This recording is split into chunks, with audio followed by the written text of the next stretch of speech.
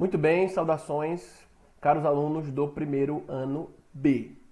Bom, meus caros, como lhes disse na primeira aula de matemática básica, certo? Foi uma aula ao vivo, eu gravei e disponibilizei pelo Google Meet lá no Classroom. Neste momento, nossa segunda aula, tá? Em matemática básica, nós teremos uma aula gravada, assíncrona, não é ao vivo. Tá? Mas destaco aqui que as demais deste mês de janeiro, nós temos esta e mais outras duas aulas na semana que vem. Tá? As próximas da semana que vem, a última semana de janeiro, tá? Nós teremos aulas apenas ao vivo. A projeção de tal disciplina é a de que nós tenhamos aulas sempre ao vivo, porque é uma matéria para reforçar fundamentos ali que estão sustentando a área científica de matemática, ok? Então, somente essa será gravada, as demais, até terminar a matéria, todas ao vivo, ok? Só esse iniciozinho que eu trago uma aula de conteúdo, apenas de conteúdo, para transmitir a vocês, tá? Obedecendo o nosso par do mês de janeiro, o que lá vem como primeiro assunto. E nas aulas ao vivo, que são todas as demais, bem como foi a primeira, irei focar muito em resolver questões para vocês, em tirar dúvidas, dar base mesmo, tá bem? Então, seguindo nossa ementa, primeiro ponto, né, primeiro momento de discussão em termos de conteúdo é falar desse carinha aqui, ó, tá? Nós vamos falar dos números inteiros, e aqui eu destaco com o meu pincel. Embora vocês já tenham, de fato, tido contato com os números inteiros, representado pela letrinha Z, tá? Conjunto dos números inteiros, aqui traremos um tratamento que vai muito mais ali nas raízes, no cerne do que é falar em números inteiros, que por muito tempo na história da matemática foram os números que guiaram o pensamento lógico-dedutivo, lógico-indutivo, do ponto de vista da matemática a nível de variável quantitativa. Né? Só bem mais para frente vem os números racionais e depois, bem depois, os irracionais. Tá? E aí, falando em números inteiros, a gente retoma aqui, trazendo uma lembrança. Tá? Os números inteiros, eles envolvem uma classificação, tá? Dentro da área da matemática chamada de teoria de conjuntos. É um conjunto numérico, beleza? E, inicialmente, para conceituar o número inteiro, eu tenho que pensar em sua classificação, tá? E, inclusive, também como eu simbolizo este número, como nos expressamos numericamente o que é de uma forma hoje, mas que nem sempre foi assim.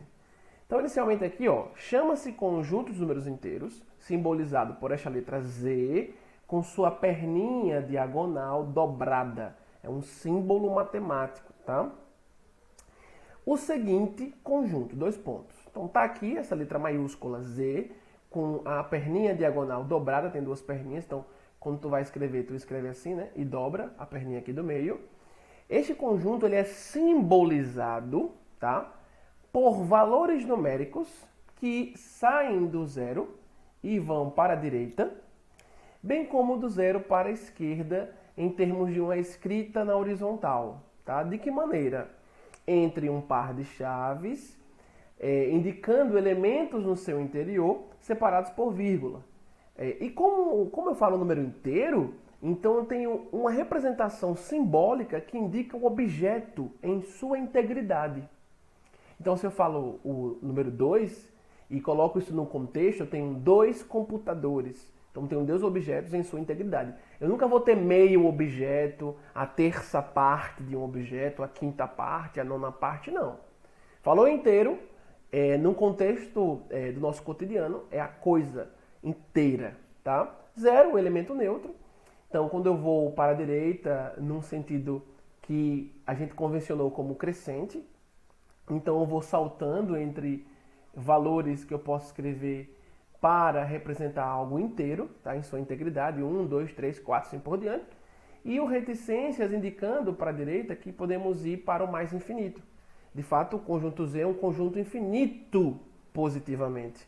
E também ele é infinito, aqui vou colocar, deixa eu colocar aqui mais para baixo, ele também é infinito negativamente, certo? Então, nós temos em Z uma infinidade bilateral, tá? Ele é infinito à esquerda e infinito à direita. Quando eu saio de zero e vou voltando, ó, quando eu vou voltando aqui, eu também tenho como representar um objeto em sua integridade, só que negativamente. Isso do ponto de vista real, vou até destacar aqui a parte negativa, do ponto de vista real, não é muito comum você ver algo concreto, tangível, com representação negativa. É mais comum colocar uma representação negativa em temperaturas, né? Quando na escala Celsius, em física, em termometria, eu uso um valor negativo para indicar que eu já estou ali num frio muito intenso, né? De menos 4 graus ali, a chance de nevar é bem grande. Também em situações que aparecem na matemática financeira, quando eu tenho um saldo devedor, quando eu tenho uma dívida, ou quando eu gasto mais do que o que tinha e eu fico em dívida. Exemplo, tenho R$ 20 e gastei 50, então estou devendo 30. Meu saldo é de menos 30, ok? Eu tenho 30 a pagar ainda, por exemplo. Mas o fato é, este conjunto Z, ele agrupa, ele classifica símbolos que estes que vocês veem aqui, tanto de ordem positiva quanto negativa, mais o zero. E sempre representando aquilo que é inteiro, nunca parcial, tá certo? E destaco ao fim deste início, desta videoaula, que estes símbolos para os números inteiros, eles nem sempre foram assim, tá? Estes símbolos que vocês usam hoje, que nós usamos hoje há um tempo, eles são de origem hindu, tá? Vou colocar aqui, ó, origem hindu e árabe. Ok? Esses dois povos, eu vou colocar aqui uma setinha assim, ó, esses dois povos são os precursores da simbologia que a gente chama de indo-arábica, tá? O povo hindu, proveniente da Índia, em tempos remotos. O povo árabe ali da região do Oriente Médio, assim como também tem um povo judeu, o povo hebreu, certo? E, portanto, esta simbologia, esta forma de escrever, ela tem uma origem histórica, tá? E não é a única. Lembre dos algarismos romanos, né? Existem os algarismos romanos. Por exemplo, aqui o nosso 1, o 10, o M, o C, que representam cada qual uma quantidade numérica no sistema de numeração romana, durante uma época já anterior a Cristo, certo? Por que essa simbologia para número foi a que pegou e que historicamente ficou famosa no mundo todo e é utilizada, né, de forma abrangente e massiva? Porque quando eu vou pensar em operações, e agora vamos avançar nossa aula, né, quando eu começo a pensar em operações aritméticas, adição, subtração, multiplicação, divisão, potenciação, radiciação, aplicar logaritmos, com a mantiça simbólica indo-arábica, eu tenho como, com menos custo de escrita, operar, tá? Tais operações básicas, aritmeticamente falando, ok? Então, avançando aqui, ó, indo para a segunda parte da nossa aula, trago mais alguns detalhes de classificação, o que é natural nesse início, falando de números inteiros, tá? E como detalhes a mais na classificação de Z, aqui no material que estou utilizando, o autor e os matemáticos em geral, nós da matemática, vamos achar características específicas dentro de Z. Dentro de Z, a gente consegue encontrar 3 subconjuntos, tá? 3 características que formam Z em termos de conjunto. E aí, se está no interior do conjunto Z, são subconjuntos. Chamamos de notáveis, porque é algo bem recorrente em termos de contextos de aplicação ao dia a dia ou em problemas que a gente resolva. Então, notável é algo muito comum, que aparece muito, é corriqueiro, tá? O primeiro deles, vou colocar aqui um, tá? O primeiro subconjunto notável em Z é o Z índice mais, ou seja, eu vou pegar os números inteiros apenas não negativos. Z mais não quer dizer só os positivos, tá? São os não negativos, porque o zero está incluso lá. E lembre que o zero ele não é nem positivo nem negativo. Perceba que aqui, quando eu tenho z em decimais, eu acabo tendo uma igualdade com os números naturais, né, que vocês estudaram antes de z. Tá? Um segundo subconjunto marcante dentro de z é o z índice menos, ou seja, os inteiros não positivos. Logo, o zero mais os inteiros negativos. Beleza. E 3, marcar aqui, ó, 3, o z expoente asterisco. Opa, já vi z em decimais, pego os inteiros não negativos. Já vi z índice menos, pego os inteiros não positivos. E agora z asterisco, se em 1 e 2 não mexi com zero, agora foi a hora de mexer com zero. Então, no z expoente asterisco, eu tenho todo o conjunto dos números inteiros, tá? Tanto a parte positiva quanto a parte negativa. Só que o zero, ele não pertence a z asterisco. Beleza? Então, quando nós vermos qualquer simbologia que represente um conjunto, numericamente falando, com asterisco na parte de expoentes, é para indicar que o zero não aparece ali naquele conjunto. Tranquilo, não tem um elemento neutro aí, tá? Absoluto, o zero. Então, inicialmente, só a parte de classificações, né? Em torno dos números inteiros. E a coisa vai ganhando mais corpo conforme avancemos. Falando em operações no conjunto dos números inteiros, tá? Vocês já conhecem as operações básicas da aritmética. Somar, subtrair, multiplicar, dividir, potencializar, radicionalizar. Potenciação, trabalhar potência, radiciação, trabalhar raiz.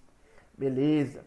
Agora, com o conjunto z, com os números inteiros, o que não ocorria com os naturais, mas agora em z isso passa a acontecer, eu tenho a figura do elemento, colocar aqui, ó, oposto ou simétrico.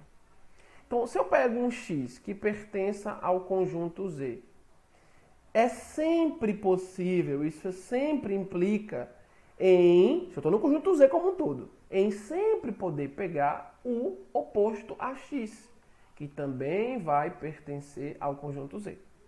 Quem é o oposto a x é o que também chamamos de simétrico. E vocês vão ver que a ideia de simetria vai aparecer daqui a pouco quando eu falar da reta numérica.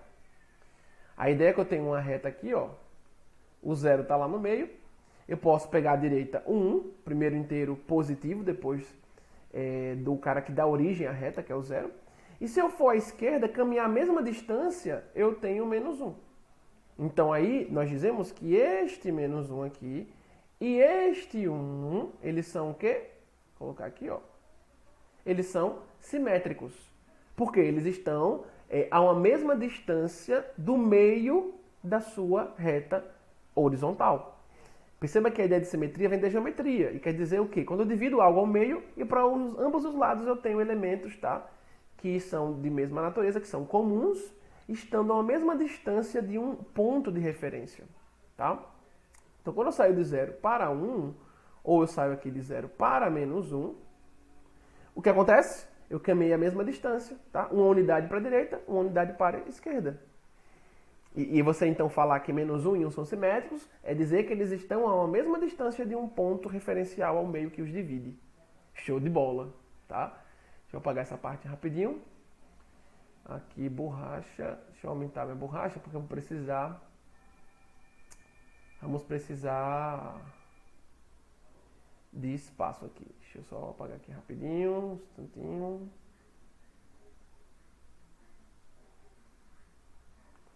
Para não cortar aqui esse meu A menos A. Que aí eu faço ele depois, problema não.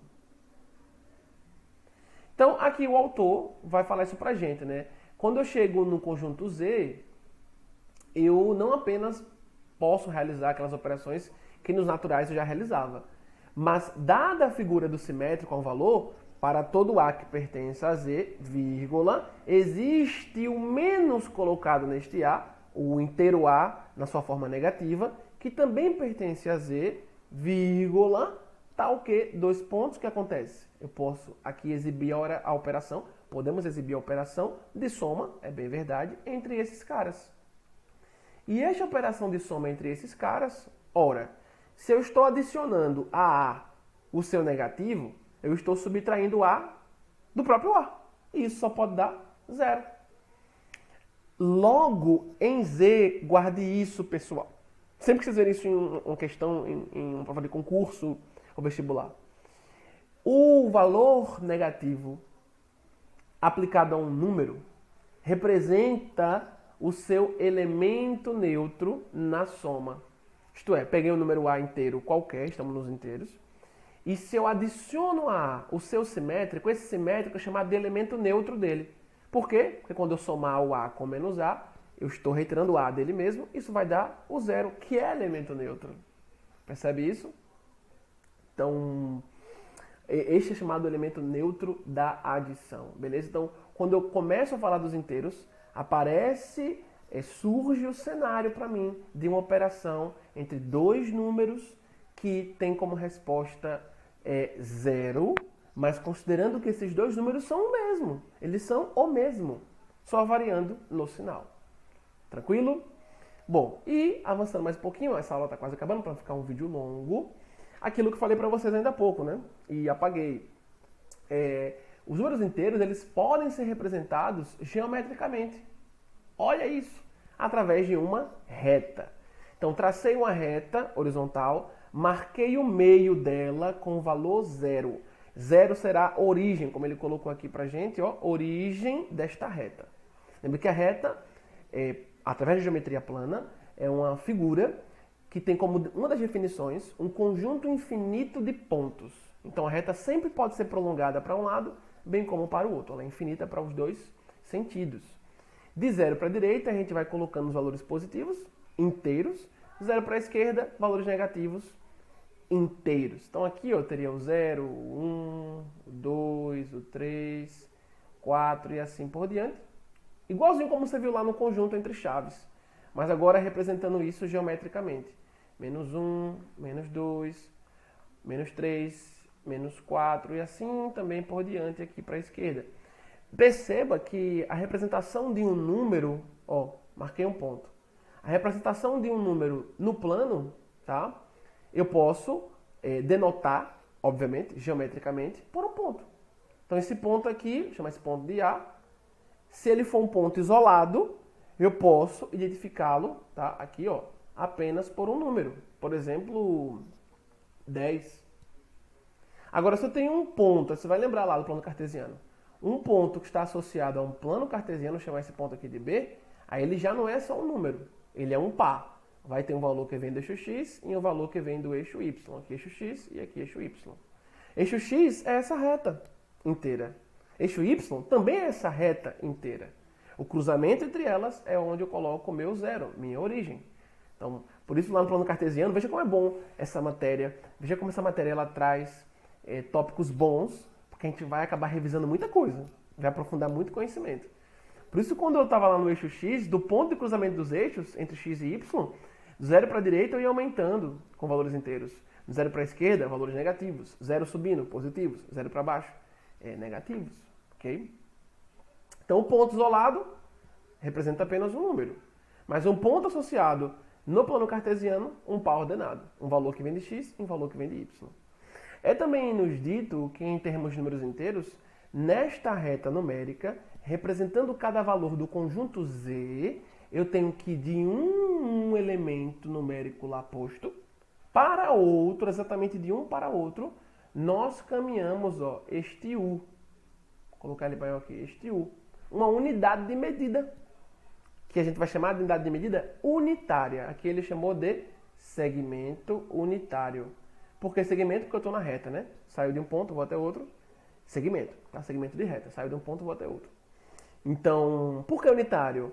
Ele define a unidade básica para a contagem de valores na reta inteira, tá? Na reta numérica inteira. E é a partir daí que ele vai para o item C aqui embaixo. Ele diz, a partir de 0, cada n positivo que eu pegue, se eu quiser achar um outro, basta eu fazer esse n vezes u. Porque u é a unidade. Então, se eu quero pegar o valor 5, n5, meu u é a unidade, é o segmento unitário, ele tem um valor apenas, unidade 1. 5 vezes 1, vai dar o valor 5. Eu vou chegar no valor 5 na reta numérica. Da mesma forma, se eu pegar agora n negativo, tá? E fizer ele vezes esse u, que é unitário, o segmento que tem uma unidade de medida de comprimento, se eu fizer esse n negativo vezes u, eu também vou achar o menos n, onde ele se encontra. Exemplo, se eu pegar n negativo como menos 3. Se eu fizer menos 3 vezes u é 1. É a unidade unitária, a unidade de medida de comprimento unitário.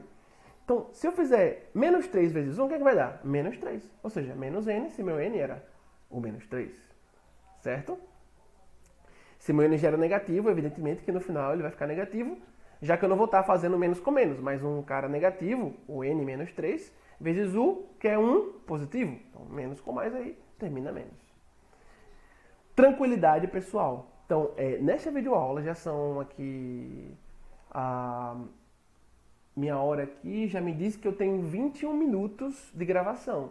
Então, para não ficar uma videoaula logo muito longa, este primeiro momento envolveu a gente classificar o que são números inteiros, as peculiaridades que existem dentro do conjunto dos números inteiros e também trazer à luz a geometrização dos números inteiros. Aí na próxima videoaula eu já vou falar para vocês sobre divisibilidade e multiplicidade de valores inteiros. E aí começam os probleminhas bem interessantes que caem no OBMAP, inclusive, e que podem surgir também no nosso dia a dia. Beleza? Um forte abraço.